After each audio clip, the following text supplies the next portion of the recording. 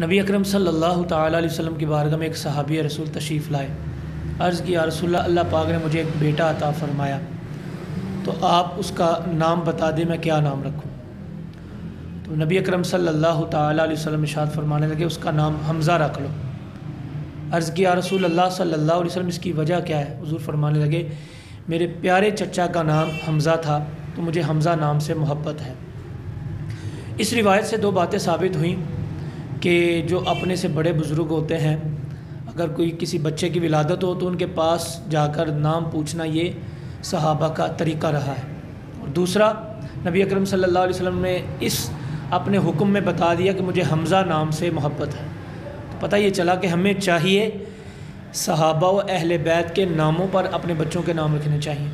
आज प्रोफेशनलिज़्म चल पड़ा है कि यूट्यूब पे देखा जाता है, गूगल पे देखा जाता है, किताबों में देखा जाता है, कौन सा नया नाम रखें।